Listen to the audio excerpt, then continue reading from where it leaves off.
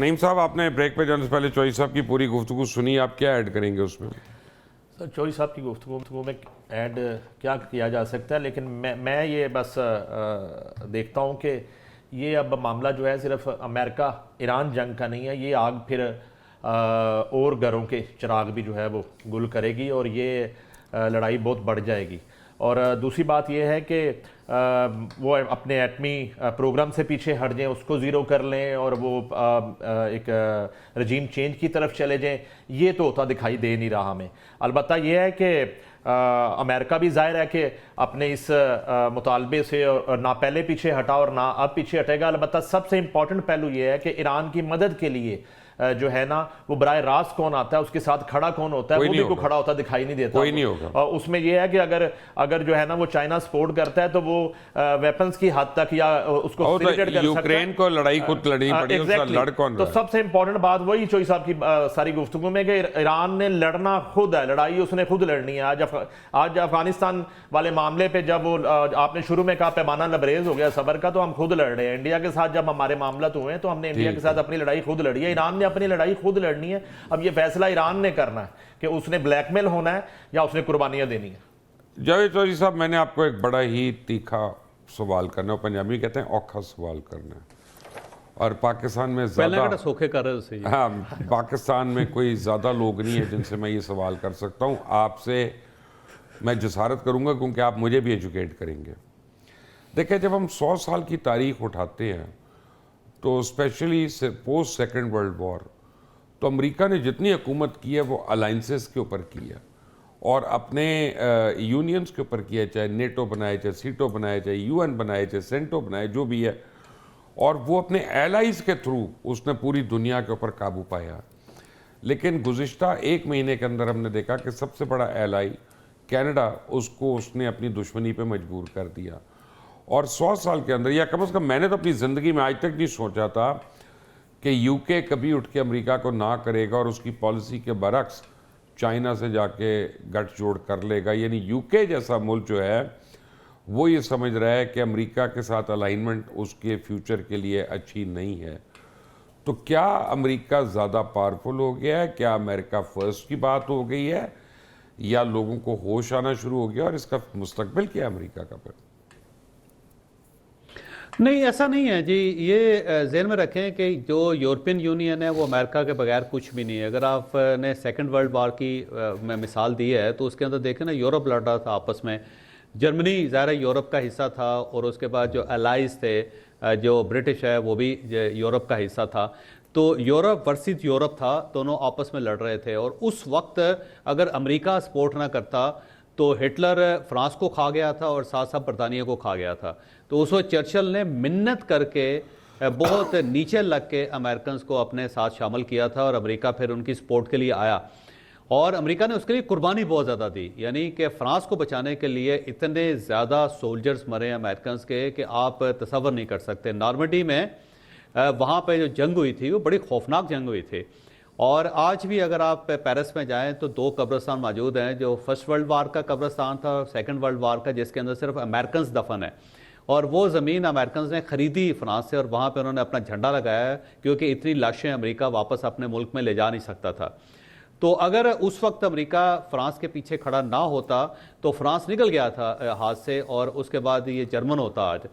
और उस वक्त अगर वो चर्चिल का सपोर्ट ना करता रूजवेल्ट, तो ये बरतानिया भी गया था, हिटलर ने तबाह कर देना था पूरे का पूरा बरतानिया। तो अमेरिकन इस चीज़ को जानते हैं और ये ब्रिटिश भी इस चीज़ को जानते हैं और यूरोपियन भी इस चीज़ को जानते हैं कि हम अमेरिका के बगैर कुछ नहीं है। और अगर अमेरिका हमें सपोर्ट नहीं करेगा तो फिर हमें अपने ही खा जाएंगे, अपने ही जो लोग हैं वो हमें जिंदा नहीं रहने देंगे।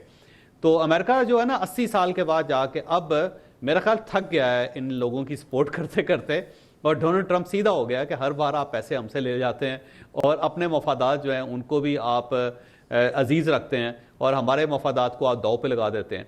और ये जो बरतानिया कर रहा है ना या फ्रांस कर रहा है, ये जानबूझ के डोनाल्ड ट्रंप उनको मजबूर कर रहा है। अब 2 आइलैंड्स हैं जो मॉरिशस के करीब हैं और उनको अमेरिका कह रहा है बरतानिया को, खबरदार आपने मॉरिशस के हवाले किया इनको, आपने इनको नहीं देने, हमने वहाँ पे अपने जहाज़ खड़े करने हैं। और बरतानवी प्राइम मिनिस्टर जो है उसमें हमाकत कर रहा है, वो कहता है जी बिल्कुल हम अपना फैसला खुद करेंगे, आप कौन हमें डिक्टेट करवाने वाले। डोनाल्ड ट्रंप को भी पता है कि ये अगर दे भी दें या रख भी लें तो हमें कोई खास फर्क नहीं पड़ता, लेकिन वो मजबूर कर रहा है इनको कि आप बात करें ताकि अमेरिकन सपोर्ट बंद करें बरतानिया की। और जिस दिन अमेरिका ने बरतानिया की सपोर्ट बंद कर दी, आप यकीन करें कि बरतानिया जो है ना बैंकरप्ट हो जाएगा। और इसी तरह जो फ्रांस को एक बुली की जा रही है बार बार ये, और फ्रांस को भी और साथ साथ डेनमार्क को भी, और ग्रीनलैंड के तौर पे, ग्रीनलैंड की वजह से वो भी पता है अमेरिका को कि हमने ग्रीनलैंड के ऊपर कब्जा नहीं करना, हमें ज़रूरत नहीं है उसकी, लेकिन वो ज़ाहिर है चाइनीज़ को रोकना चाहते हैं क्योंकि चाइनीज़ ने बर्फ़ के अंदर सड़क बना ली है वहाँ पे, और वो ग्रीनलैंड से एक ज़मीनी रास्ता क्रिएट कर रहे हैं कनाडा तक, और उसको रोकना चाह रहा है अमेरिका। वो ग्रीनलैंड के ऊपर कब्जा नहीं करना चाहता और ना ही वो कब्जा रख सकेगा, ना उसको कब्जा करने का फ़ायदा है, लेकिन वो चाइनीज़ को वहाँ से निकालना चाहता है कि कहीं वो कनाडा तक ना आ जाए, क्योंकि सड़क बन रही है, प्रॉपर सड़क बन रही है, और ये दुनिया की पहली सड़क चाइना ने तो जो बर्फ़ के ऊपर बनेंगे। कनाडा और ने उसके सारे ऊपर ट्रक अंडे जो चलेंगे। हैं वो उनकी टोकरी में डाल दिए हैं अपने।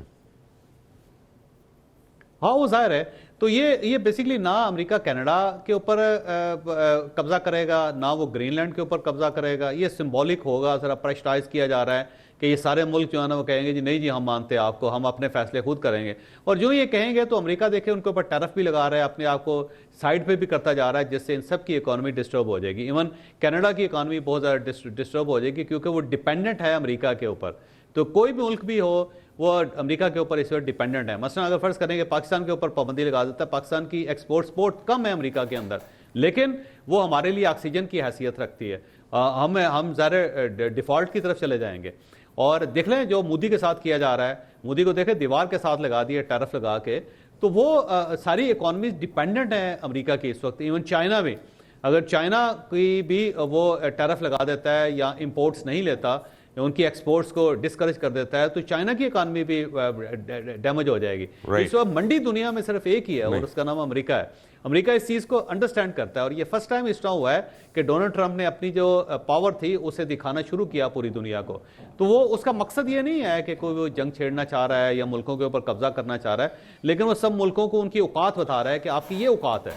मैं बार बार मोदी को चलते चलते आप दोनों को एक छोटी सी बात बताऊं, बना लेता है। आप दोनों को एक छोटी सी बात बताऊं, नाजरीन को चलते चलते, उसके बाद मैं इजाज़त लूँगा कि जिस केस स्टार्मर की दौड़ें उस दिन लगी थी, जिस दिन उसने फ़लस्तीन को एक्सेप्ट किया था, उसने कहा था फ़लस्तीन ठीक है हम उसको मानते हैं।